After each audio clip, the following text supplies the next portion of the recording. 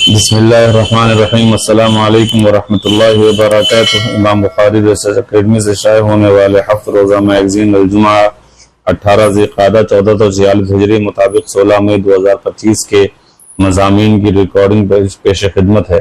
پہلا مضمون ہے اصلاحیات، سخت حالات اور ہم مسلمان۔ مضمون نگار مولانا محمد فرید حبیب ندوی۔ دنیا بھر کے مسلمان ان دنوں حالات کو لے کر بڑے فکر مند ہیں۔ جان، مال، گھر بار، کاروبار کی حفاظت کو لے کر پریشان ہیں۔ اس میں کوئی شک نہیں کہ حالات ناسازگار ہیں، لیکن کیا یہ حالات پہلی بار آئے ہیں؟ کیا اس سے پہلے مسلمانوں نے ایسے حالات کا سامنا نہیں کیا؟ سچی بات یہ کہ اس سے پہلے بھی بارہا اس سے برے حالات آئے۔ خود اللہ کے رسول صلی اللہ علیہ وسلم کے دور میں سخت سے سخت حالات آئے۔ اس لیے حالات کی سختی اصل مسئلہ نہیں ہے، یہ تو زمانے کا اتار چڑھاؤ ہے۔ اصل مسئلہ ایسے حالات میں ہماری سوچ اور اپروچ کا ہے۔ اصل اہمیت بات یہ کہ ان حالات میں ہماری اپروچ کیا ہوتی ہے۔ افسوس کی بات یہ ہے ان حالات میں ہم سب کی نظر ظاہری چیزوں پر جا رہی ہے۔ ہمیں سے جان، مال اور کاروبار کا نقصان نظر آ رہا ہے۔ اس میں کوئی شک نہیں کہ ان چیزوں کا نقصان بڑا تکلیف دہ اور بھاری نقصان ہوتا ہے، اللہ حفاظت فرمائے۔ لیکن اصل سوال یہ ہے کہ کیا ان حالات میں ہماری زندگی میں کوئی تبدیلی پیدا ہو رہی ہے؟ کیا ہم خود کو گناہوں سے بچا رہے ہیں؟ نظر تو یہ آ رہا ہے کہ ہماری زندگی اب بھی اسی ڈگر پہ جا رہی جیسے پہلے تھی۔ حالات کے سخت ہونے کے باوجود ہمارے طرز زندگی میں کوئی فرق نہیں آیا۔ وہی وقت کی بربادی، وہی نمازوں میں غفلت، وہی قرآن سے دوری، وہی آپس کے جھگڑے، وہی گھریلو تنازعات، وہی نفرتیں، وہی جھوٹ، وہی دھوکے بازی، وہی ملاوٹ، وہی بے ایمانی، وہی بدنظری، وہی غلط تعلقات، وہی بے پردگی، وہی بے حیائی، وہی بد اخلاقی اور وہی ایک خدا سے دوری۔ قوموں کی زندگی ان کی اپروچ پر منحصر ہوتی ہے۔ جو قومیں برے حالات میں اللہ کی طرف رجوع کرتی ہیں ان کے لیے حالات جلد بہتر ہو جاتے ہیں، اور جو قومیں سخت حالات میں بھی غفلت میں پڑی رہتی ہیں، اللہ کی طرف رجوع نہیں کرتے، ان کا مستقبل اندھیرا ہو جاتا ہے۔ ذرا سوچئے، اپنے آپ سے سوال کیجئے کہ ان حالات میں یہ نہیں ہونا چاہیے تھا کہ ہماری تلاوت کی مقدار بڑھ جاتی، 2-4 رکعت نماز نفل ہم زیادہ پڑھنے لگتے، دعا توبہ استغفار میں پہلے سے زیادہ مشغول ہو جاتے، آخرت کی فکر بڑھ جاتی۔ اس لیے اصل خطرہ حالات کی سختی سے نہیں، حالات آتے ہیں گزر جاتے ہیں، اصل خطرہ ہماری بے حسی اور غفلت سے ہے۔ اگر ان حالات میں بھی ہمیں اپنے اور اپنی نسلوں کے ایمان کی فکر نہیں ہے تو پھر کب ہوگی؟ اگر اب بھی ہماری زندگی میں مثبت اور پازیٹیو تبدیلی اور چینجز نہیں ہو رہے ہیں تو کب ہوں گے؟ اگر ان صورتحال میں بھی ہم اللہ کی طرف رجوع نہیں کر رہے ہیں تو کب اس کی امید کی جا سکتی ہے؟ قرآن نے ہمیں جو نصیحت کی ہے وہ سن لیجئے۔ قرآن کہتا ہے کہ کیا ایمان والوں کے لیے ابھی بھی وقت نہیں آیا کہ ان کے دل اللہ کے ذکر اور اس کے نازل کردہ حق کے لیے جھک جائیں، اور وہ ان لوگوں کی طرح نہ بنے جن کو پہلے کتاب دی گئی تھی تو ان پر ایک لمبی مدت گزر گئی تو ان کے دل سخت ہو گئے اور ان میں بہت سے نافرمان ہوئے۔ سورہ حدید آیت نمبر 16۔ کہیں ایسا تو نہیں کہ ہمارے دل بھی سخت ہو گئے ہیں؟ اللہ پاک ہم سب کی حفاظت فرمائے اور ہمیں اپنی طرف رجوع کی توفیق عطا فرمائے۔ دوسرا مضمون ہے درس حدیث قسط نمبر 58، پیسہ اور زندگی۔ مضمون نگار ابو طلحہ بنارسی ندوی۔ اللہ کے رسول صلی اللہ علیہ وسلم نے فرمایا کہ دولت مند وہ نہیں ہے جو بہت سارا مال رکھتا ہے، بلکہ اصل دولت تو دل کی بے نیازی ہے۔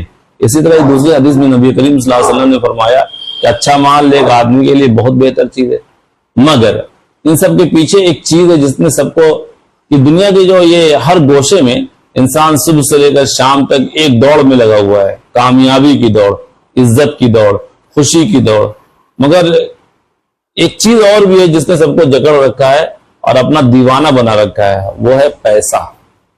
یہ حقیقت بھی ہے کہ آج کے زمانے میں پیسہ انسانی زندگی کی ایک اہم ترین ضرورت ہے۔ تعلیم، علاج، راشن، مکان، عزت، سہولیات اور ضروریات زندگی سب کسی نہ کسی درجے میں پیسے کے محتاج ہیں۔ تو اگر سوال یہ ہے کہ کیا پیسہ واقعی ہر مسئلے کا حل ہے؟ کیا پیسہ وہ چیز ہے جسے زندگی کا دکھ، زندگی کی ہر محرومی دور کی جا سکتی ہے؟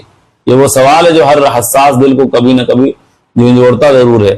زندگی میں وہ لمحات بھی آتے جب انسان کے پاس دولت کی فراوانی ہوتی ہے مگر دل خالی، آنکھیں نم، روح بے چین ہوتی ہے۔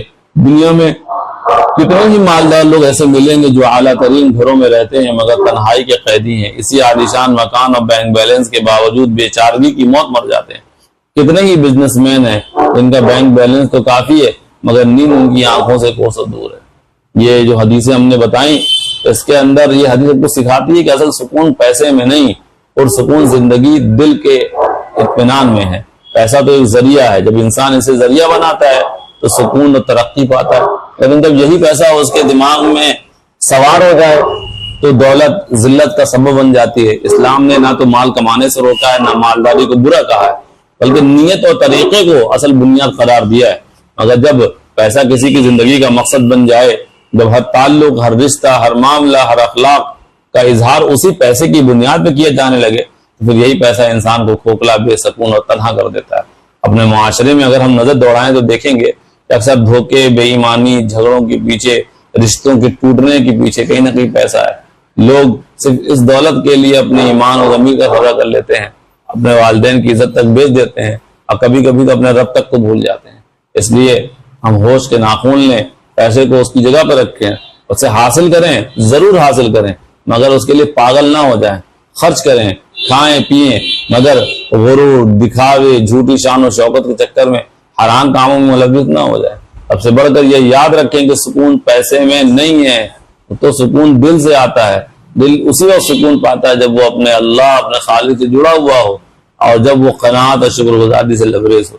یاد رکھیں پیسہ اگرچہ بہت اہم ہے، مگر وہ سکون، محبت، وقت، وفاداری اور دعا نہیں خرید سکتا۔ یہی سب کچھ در حقیقت ایک خوشگوار زندگی کی اصل دولت ہے۔ تیسرا مضمون ہے فکر و نظر، تعلیمی ناانصافی زوال امت کی نشانی۔ مضمون نگار محمد خالد ضیاء صدیقی ندوی۔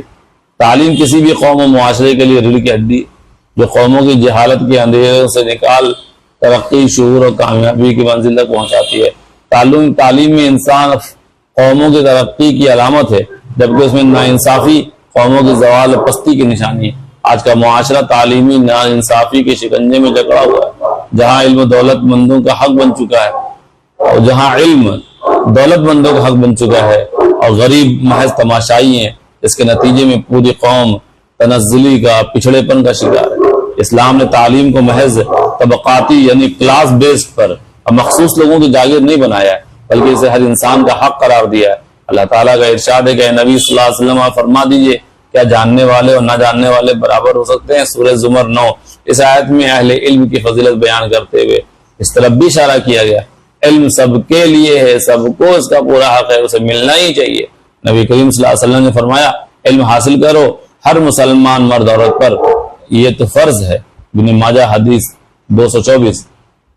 اسلام نے ہر طبقے اور ہر جنس اور جینڈر کو تعلیم حاصل کرنے کی یکساں آزادی دی۔ افسوس ہمارے سماج میں تعلیمی ناانصافی کی بہت سی صورتیں داخل ہیں۔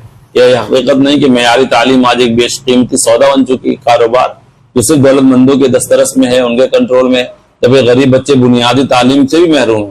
اسی طرح شہری علاقوں میں جدید سہولیات سے آراستہ تعلیم ادارے موجود ہیں، جبکہ یہی جو پسماندہ علاقے ہیں تعلیمی ادارے وہاں سے خستہ حال ہیں۔ کیا کئی علاقوں میں آج بھی لڑکیوں کی تعلیم کا نظام نہیں ہے، حالانکہ اسلام نے علم کو مردوں اور عورت دونوں کا حق قرار دیا ہے۔ کئی جگہوں پہ زبان، نسل، قبیلے کی بنیاد پر تعلیم کے مواقع محدود کیے جاتے ہیں، جو بہت ناانصافی ہے۔ اس تعلیمی ناانصافی کا اثر یہ ہوا کہ ہمارے سماج میں تعلیم کی بنیاد پر لوگ دو حصوں میں بڑھ گئے، کچھ لوگ جدید تعلیم سے آراستہ ہیں، کچھ لوگ اس سے محروم ہیں۔ یہی تقسیم قوم کو اندر کمزور اور کھوکھلا کرتی ہے۔ کہ تعلیم کا دروازہ مخصوص طبقے کے لیے کھلا ہو اور دوسروں کے لیے بند ہو تو ظاہر ہے کہ پسماندہ طبقے میں احساس کمتری اور بغاوت جنم لے گی۔ غور کیجئے جس قوم کی آدھی آبادی تعلیم سے محروم اور ان پڑھ ہو تو ترقی کی دوڑ میں کیسے آگے بڑھ سکتی ہے؟ آج ضرورت اس بات کی ہے کہ سرکاری اور انفرادی پرسنلی طور پر ہر شہری کو، چاہے امیر ہو، غریب ہو، دیہات کا ہو، شہر کا ہو، مرد ہو، عورت ہو، سب کو تعلیمی مواقع فراہم کرنے کی کوشش کرنی چاہیے۔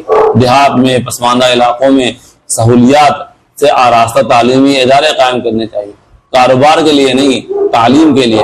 تعلیم میں مرد اور عورت کو یکساں رکھنا چاہیے۔